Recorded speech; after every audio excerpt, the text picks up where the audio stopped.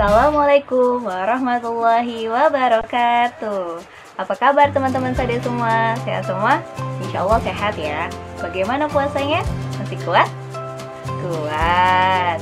Oke, sambil menunggu waktu berbuka hari ini, Bu Fani mau nemenin teman-teman nih dengan bercerita mengenai suatu kisah di zaman Rasulullah. Tapi sebelum cerita, Bu Fani mau manggil satu teman Bu Fani untuk bantu Bu Fani cerita. Kita panggil bareng-bareng yuk, sama-sama. Namanya Milo, kita panggil bareng-bareng. Milo, sini yuk. Assalamualaikum, nama aku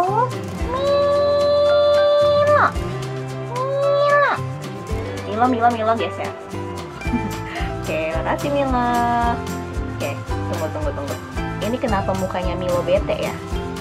Milo kenapa bete nih? Iya, Pak Fani. Jadi kan tadi lagi main games online ya sama teman-teman, lagi mabar nih Bu Fani. Terus tiba-tiba dipanggil lah sama ibu. Milo, beliin garam dulu di warung. Ini buat masak, buat buka. Terus aku bilang, ih, ibu, kan aku lagi main game. Tunggu ya, ini nangku. Oke. Terus Milo bete abis itu. Iya, aku bete Bu Fani.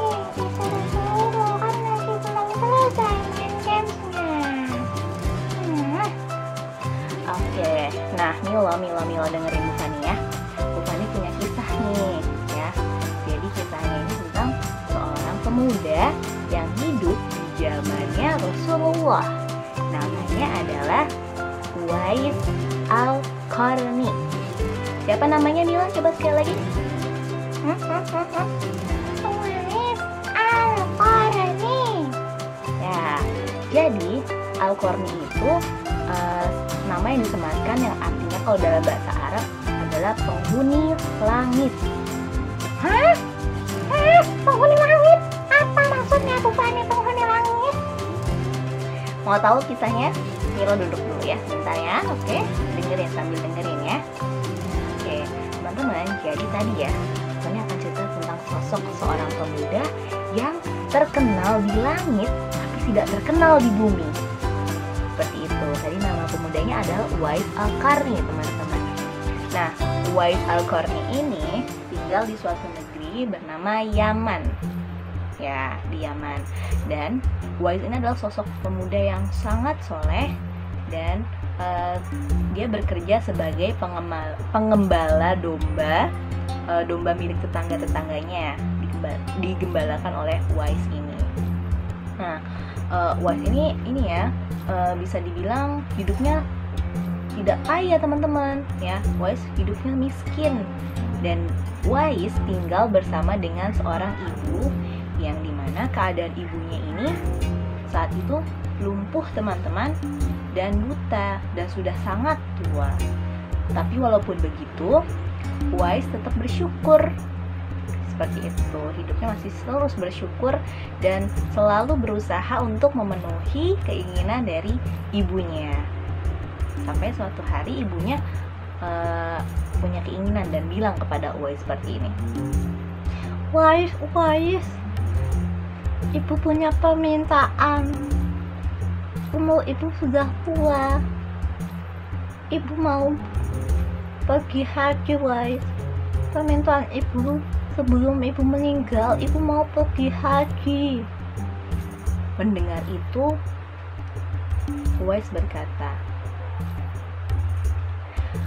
Ibu, sabar ya, tunggu. Aku akan usahakan supaya kita bisa pergi haji bersama-sama. Oke, setelah itu Uwais termenung teman-teman, memikirkan bagaimana caranya supaya Uwais dan ibunya bisa pergi ke Mekah teman-teman. Sedangkan kalau teman-teman tahu jarak dari Yaman nih, negerinya Uwais, ke Mekah itu sangat jauh teman-teman ya. Dan di perjalanan itu ini ya, padang pasir. Gak kayak sekarang. Kalau sekarang mungkin banyak aspal ya, tapi kalau di zamannya Uwais ini nih, dia itu hamparannya padang pasir teman-teman dan panas banget. Sedangkan Uwais saat itu miskin ya, tidak punya apa-apa, bahkan Uwais tidak punya domba. Sedangkan kalau kita mau ke suatu negeri itu harus naik unta zaman dulu ya, belum ada mobil ataupun pesawat ya, jadi harus naik unta, dan unta saat itu mahal, sedangkan Uwais dan keluarga tidak punya dombanya. Lalu Uwais terpikirkan, oh iya, Uwais membeli seekor anak domba teman-teman, karena uangnya saat itu cukupnya untuk membeli anak domba saja. Akhirnya Uwais beli ke tetangganya anak dombanya 1 ekor.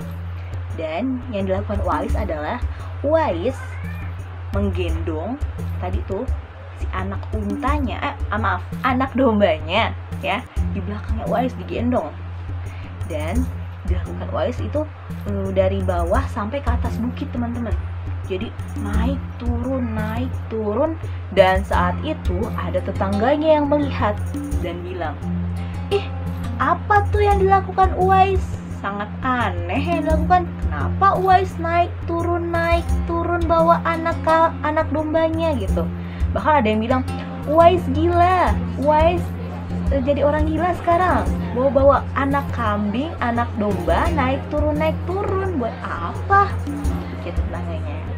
Dan teman-teman, beberapa tahun pun berlalu sampai akhirnya yang tadinya anak dombanya kecil teman-teman, sekarang jadi besar banget, bahkan beratnya hampir 100 kg. Tuh. Dan itu masih dilakukan Uwais setiap hari, naik turun bawa anak dombanya itu teman-teman yang sekarang udah besar.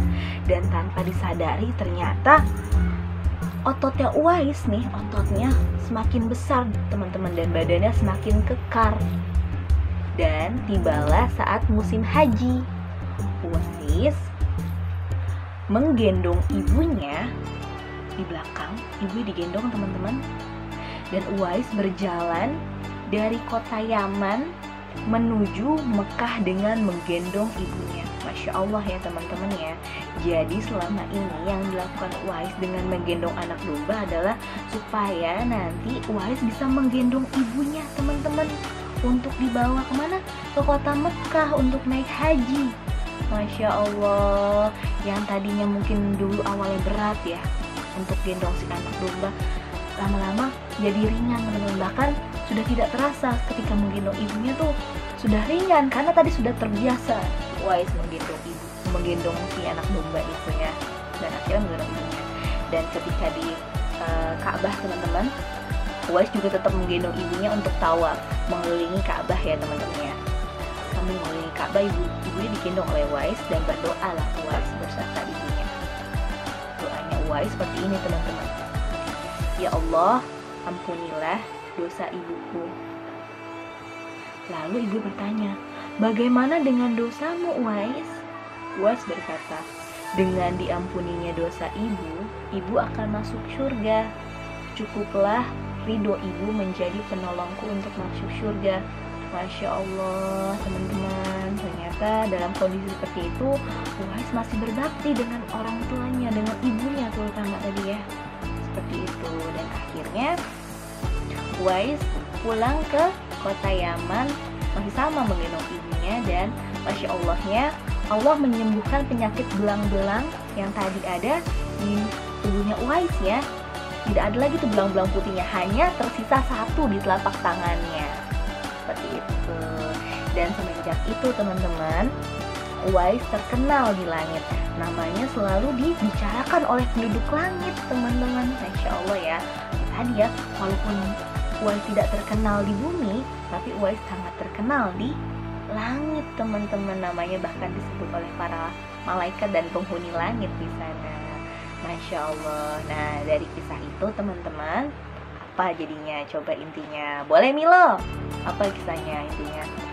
Ya, intinya kita harus berbakti sama orang tua, terutama ibu kita. Dan jangan bilang, kalau disuruh-suruh. Seperti itu Bu Fani. Iya, betul. Intinya berbakti ya teman-teman dengan orang tua selama kita masih ada orang tua di dunia ini. terutama yang masih ada kedua orang tua nih. Teman-teman teruslah berbakti ya, doakan orang tua kalian dan minta ridho orang tua. Semoga kita semua orang-orang yang selalu bersyukur dan selalu berbuat baik dimanapun kita berada. Itu aja pesan dari Bu Fani. Semangat puasanya dan jangan lupa bantu orang tua di rumah ya. Assalamualaikum.